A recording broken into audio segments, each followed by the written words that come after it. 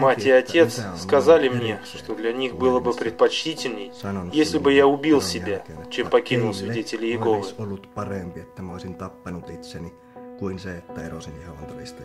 Почти год я избегала старейшин. Это становилось все тягостней. Они присылали мне сообщения и писали на электронную почту, они звонили мне. Ради того, чтобы увидеться со мной, они являлись ко мне на работу. Лишение общения можно сравнить с тем, когда твою семью и друзей помещают в автобус и затем сбрасывают этот автобус в пропасть. Речь о вере, служении Богу, жизни по воле Божьей, а не о том, чтобы быть членом какой-то организации.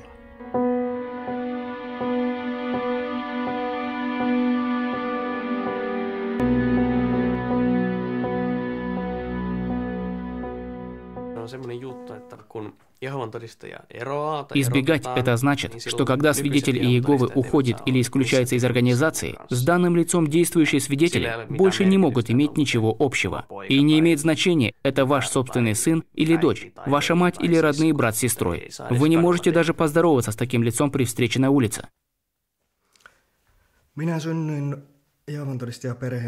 Я родился в семье свидетелей в городе Раваньеме в начале 1980-х годов. Наша семья исповедовала веру, посещая собрания и каждый месяц проповедуя от двери к двери.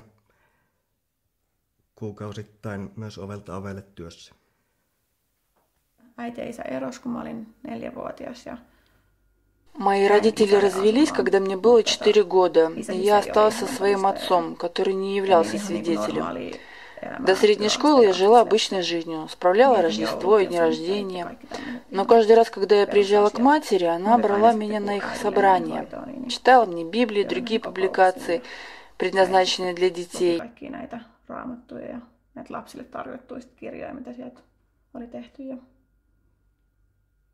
После средней школы я переехала жить к матери. Я была подавлена и нуждалась в каком-то признании, поэтому я крестилась, чтобы стать частью группы. Kaipaa semmoista tietynlaista hyväksyntää, niin sitten meni kasteelle, että kuuluisit johonkin joukkoon. Mä olen kasvanut perheessä, jossa äiti oli Jehovan todistaja ja 13-vuotiaana otin Jehovan todistajien Моя мать являлась свидетелями Иеговы. Я крестился, когда мне было 13 лет, а год назад меня исключили из этой религии. В детстве у меня не было никаких увлечений. Свое время я проводил на встречах собрания. Тогда они проходили у нас 3 раза в неделю. И, конечно же, мы находились в полевом служении. В свободное время мы изучали Сторожевую башню и Библию.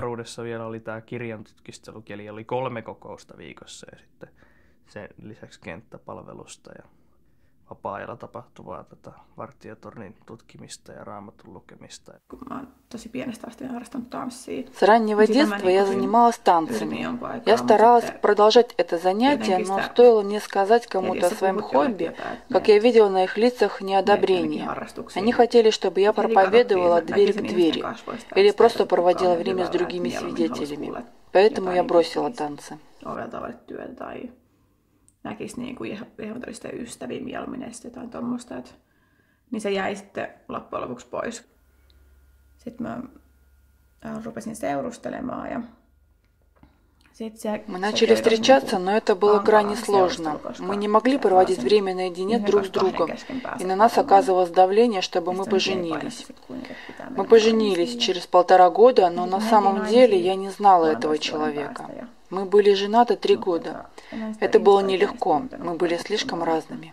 3 vuotta me oltiin naimisissa ja se oli tosi vaikeaa elämistä sit sen ihmisen kanssa, että me oltiin kuitenkin tosi erilaisia, että eikä sovittu sit yhtään yhteen. В старших классах я проходил обязательный курс философии. Это заставило меня задуматься о многих вещах, и я начал сомневаться в истине. Я осознал, что в этом мире может быть много истин. Siitä sitten heräsi tämä mun epäilys Jehovan todistajien totuutta kohtaan, kun huomasin, että vastaavia totuuksia on maailmassa vaikka kuinka monta. Когда свидетели Иеговы давали мне житейский совет, то он сводился в основном к тому, что не надо работать и учиться, а нужно выбирать теократическую карьеру. Не надо вкладывать в этот мир, ведь он будет уничтожен. И единственная надежда – это Божья организация. Это звучало так, будто за меня уже написали весь сценарий. Но я хотел написать свой собственный сценарий. Se oli tavallaan sellainen valmiiksi tallattu polku, ja mä en halunnut valita sitä. Страстное накопление богатства похоже на строительство карточного домика. Чем выше становится домик, тем больше времени и сил вы должны затратить для сохранения его устойчивости. Это может привести к чрезмерным развлечениям, злоупотреблению спиртным и употреблению наркотиков, аморальному поведению. Это может привести к недостатку самоуважения, проблемам в отношениях, болезням и эмоциональному истощению.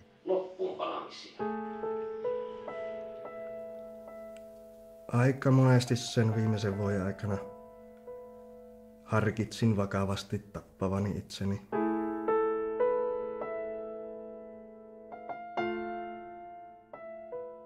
В течение последнего года в качестве свидетеля Иеговы я несколько раз серьезно задумывался о самоубийстве. Мы сохраняли отделенность от мира. Я был очень наивен по этому поводу. Мне говорили, что все мирские люди, то есть не свидетели Иеговы, являются очень плохими людьми и заслуживают уничтожения в Армагеддоне. И только свидетелям Иеговы будет дарована вечная жизнь в раю. Я пытался молиться Иегове, чтобы он позволил мне вновь поверить в него с тем, чтобы мне не пришлось делать выбор.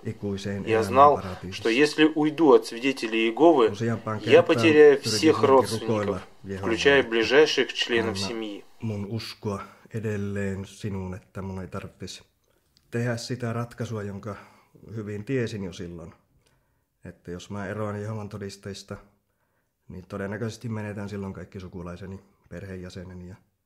Вейка Лейнанин, финский сотрудник пресс-службы свидетелей Иеговы. Это все касается веры, желания верить в Иегову, служить Ему, жить согласно Его воле. Это касается веры. Если вы теряете свою веру, нужно делать не что иное, как укреплять ее.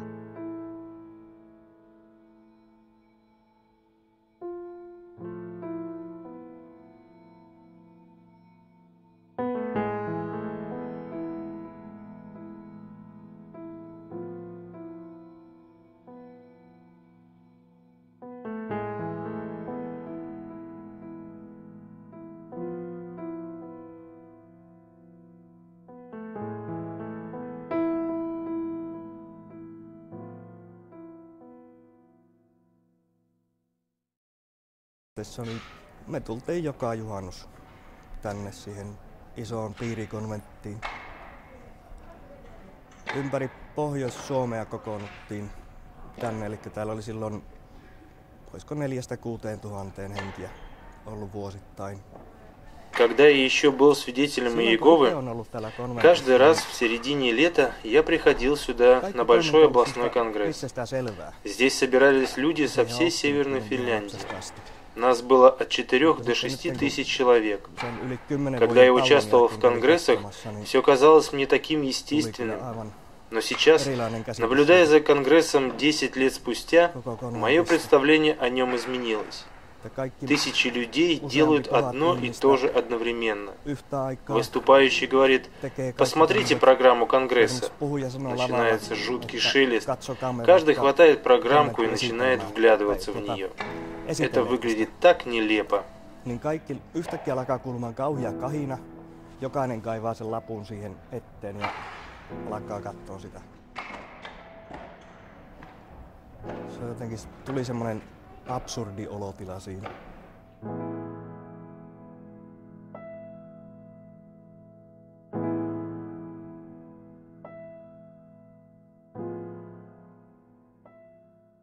Eli olin itse aikoina 10 vuotta seurakunnan vanhimpana. Ja tuohon aikaan sisältyi se, että aika ajoin myöskin itse joutui niihin rooleihin, että oli mukana oikeuskomiteassa Я являлся старейшиной собрания в течение 10 лет. На протяжении этого времени я иногда участвовал в правовых комитетах. Каждое собрание имеет совет старейшин. Он состоит из 5-7 старших мужчин, в зависимости от собрания. В случае прегрешения старейшины организуют правовой комитет. У них есть обязанности и полномочия при необходимости лишить человека общения. Но это называется любящей мерой с целью помочь. Tarvittaessa vaikka erottaa tuo henkilö seurakunnasta, mutta sitä kutsutaan rakkaudelliseksi auttamiseksi. Mä teen pelkästään maistratin kautta eroamisen, että nehän yritti sitä oikeuskomiteaa. Я перестала быть свидетелем Иеговы благодаря ЗАГСу. Старейшины попросили меня присутствовать на слушании правового комитета. Я избегала их в течение года, как только они начали посылать мне сообщения, когда и где встретиться. В первый раз я просто не явилась. Они назначили мне другую встречу. Я решила не идти. Я не нуждалась в беседе о моих личных делах с 3 посторонними людьми. Для меня отвратительна сама мысль о том, что 3 взрослых мужчин и молодая девушка обсуждают ее личные дела. Я на такое не пойду.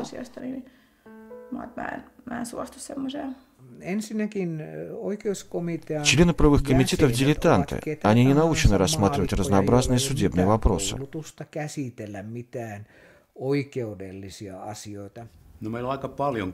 предлагаем довольно обширное обучение. Мы проводим встречи для старейшин.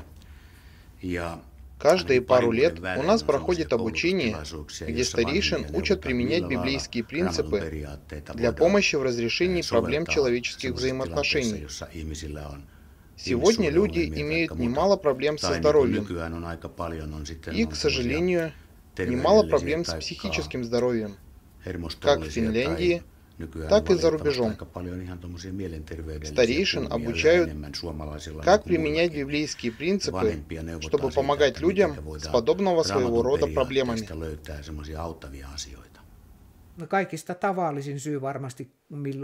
Самая распространенная причина для создания правового комитета – добрачный секс. Расследование может быть очень тщательным. Старейшины могли задавать такие вопросы, как «Трогали ли вы друг друга?», «В каких местах вы касались друг друга?», «Как долго вы трогали друг друга?».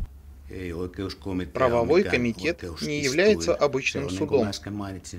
Это, как я сказал, группа старейшин, пытающихся помочь, пытающихся исправить.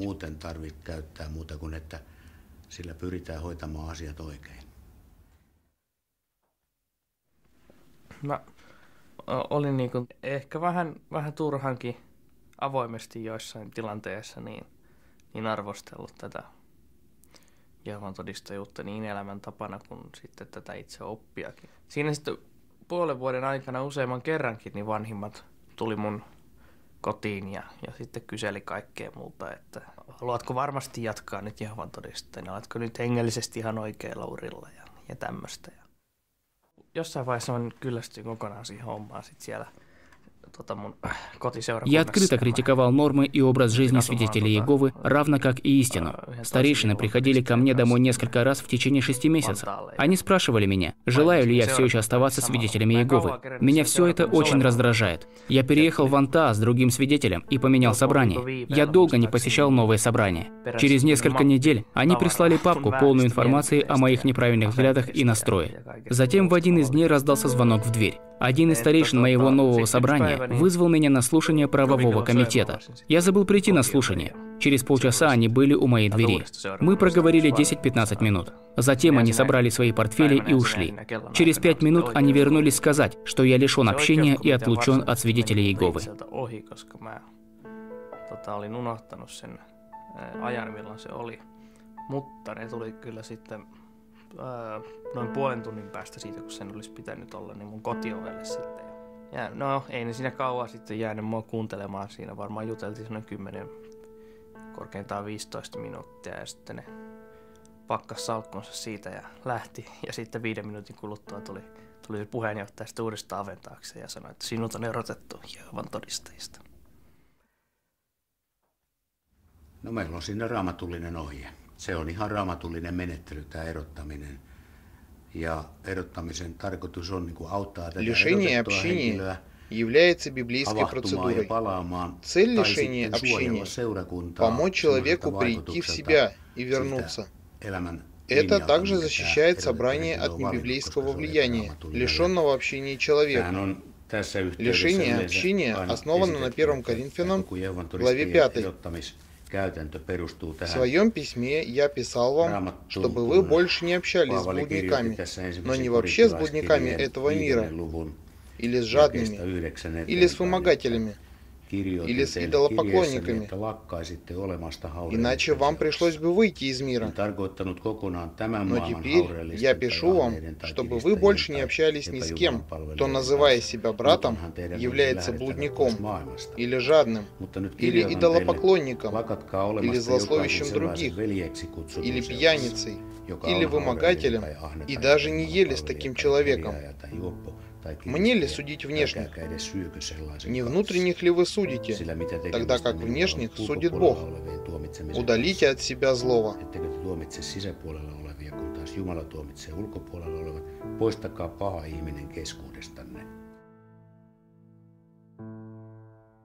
Ja sitten sinä iltana itse asiassa, kun sen kotona oli ilmoittanut, että en enää halua olla Jehovan todistaja, niin в тот же вечер я сказал моей семье, что не хочу больше являться свидетелем Иеговы.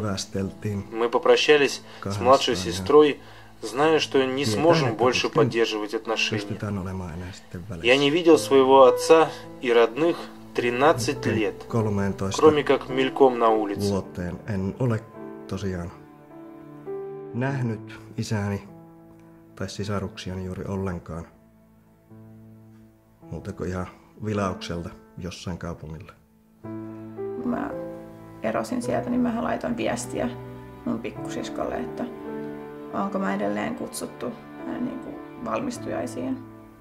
Niin mun pikkusisko laittoi, että en ole tervetullut, että nähdään kun palaan takaisin. Sisaruksiin mulla on tosi kova ikävä. Когда я вышла из свидетелей Иеговы, я послала моей младшей сестренке сообщение с вопросом, по-прежнему ли я приглашена на ее выпускной вечер. Она ответила, что не будет этому рада, и увидит меня вновь, только если я вернусь к свидетелям Иеговы. Я очень тоскую по моим родным, особенно по младшей сестренке, ведь мы были так близки. Из-за этого мне хочется плакать. Я по-прежнему хочу увидеться с младшей сестренкой. Ей сейчас 19 лет, и я очень хочу, чтобы она задумалась.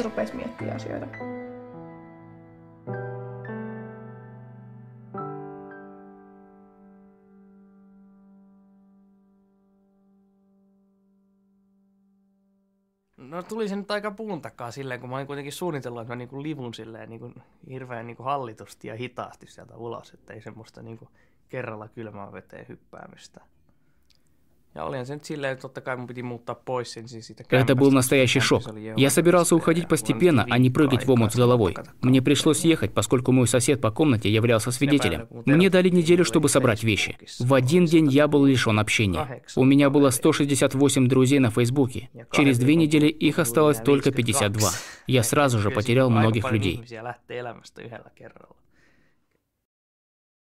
Tänä päivänä uskonto liittyy elämääni oikeastaan yhdellä tavalla.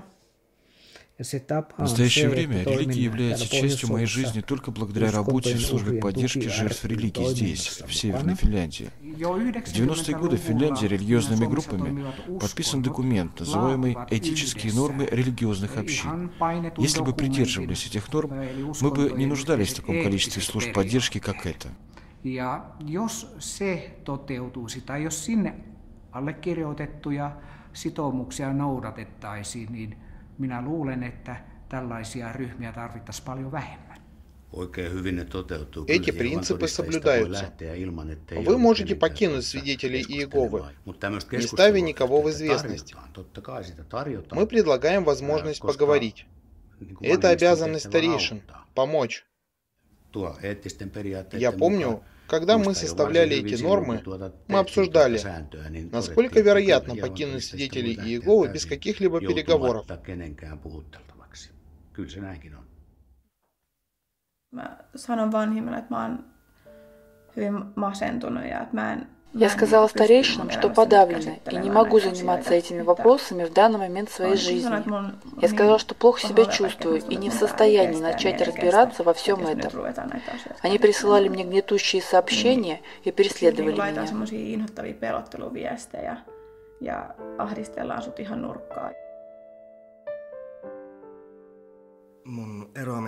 После ухода я страдал от нескольких случаев тяжелой депрессии. Я считаю, что причина тех приступов депрессии в том, что потерял всех любимых мной людей, когда покинул свидетелей Иеговы.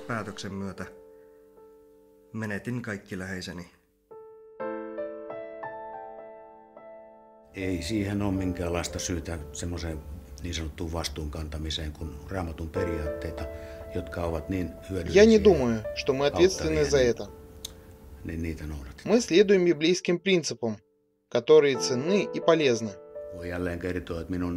Мой лучший друг был лишен общения, когда мы учились в профессионально-техническом училище. Спустя год мы случайно встретились. Я особо не входил с ним в контакт. Позднее он сказал мне, что тот факт, что его лучший друг не разговаривал с ним так, как раньше, заставил его опомниться и вернуться к Иегове. Не из-за дружбы, а из-за веры. Niin se lopulta sai hänet sitten ajattelemaan sen, että ei, kyllä mä palaan takaisin, ei tämän kaveruuden vuoksi, vaan tämän uskon vuoksi.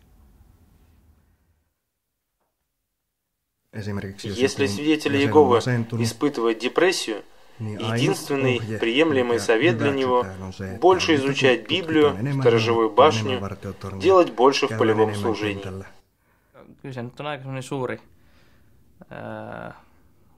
Ты испытываешь сильнейшее переживание, когда все люди вокруг отказываются от тебя из-за одного единственного незначительного обстоятельства. Это разрушает твое доверие к людям. Siinä vaiheessa, kun mun vanhemmat kuuli siitä, että mulle on poika tosiaan tullut, niin äiti kyllä soitteli pari kertaa, mutta ja olisi halunnut nähdä. Когда мои родители узнали, что у меня есть сын, моя мать звонила мне несколько раз. Она хотела увидеть моего сына и мою жену, но не меня. Она ясно дала знать, что не рада мне и не желает меня видеть. Это причиняет глубокую боль мне и моей жене. Мы решили не подвергать нашего ребенка воздействию подобного культа. В 2009 году я нашел службу поддержки. Прошло более 10 лет после ухода. Только тогда я осознал, что есть и другие люди со схожими обстоятельствами. Около года назад я начал психотерапию, благодаря чему стал разбираться с этими проблемами. Vähän reilu vuosi sitten aloitin psykoterapian, jossa myös pystyy erittäin hyvin käsittelemään näitä asioita. После ухода от свидетелей Иеговы моя жизнь становится все лучше и лучше. Когда я еще являлась свидетелем Иеговы, у меня были сильные приступы паники, а теперь я избавилась от них, я больше не чувствую себя так подавленно. Ja on ihmisiä, jotka nauttivat ja aidosti uskovat näihin opetuksiin ja Есть люди, которые получают удовольствие и действительно верят в истину и верят, что это во благо. Для этой маленькой группы принадлежность к свидетелям Иеговы приносит радость и выполняет ту задачу, которую должна выполнять в жизни религия.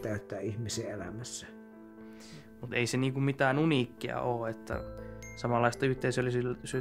В этом нет ничего уникального. Подобное чувство общности можно найти в любом спортивном клубе или другой развлекательной организации. Тебе не нужен культ, подобный этому, который налагает на тебя обязательства и связывает тебе руки. Должен быть закон о том, что во имя религии делать можно, а что нельзя. Схватить пыльную старую книгу, прочитать там абзац и использовать его в качестве правового норматива, напрочь разрушая психику.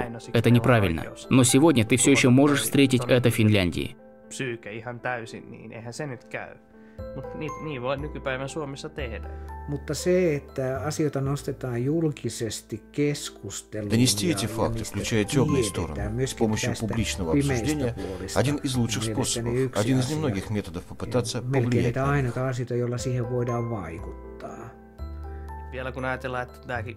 Свидетели Иеговы не участвуют в выборах, поэтому я не знаю, существует ли какая-то политическая воля, чтобы начать решать эти проблемы.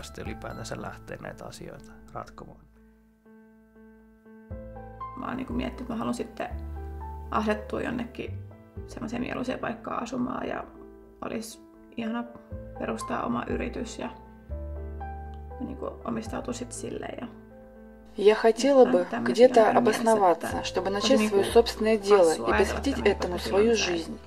Странно думать о таких вещах, поскольку ты, как свидетель Иеговы, не думаешь на год вперед. Ты просто ждешь, когда же попадешь в рай.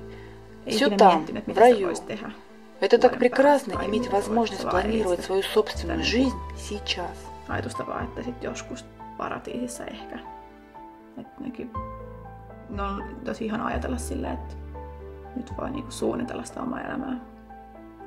Mä oon nyt vaan ajatellut niin, että tosiasiat täytyy hyväksyä ja niiden mukaan elää. Ты должен смотреть в лицо реальности и признавать факты.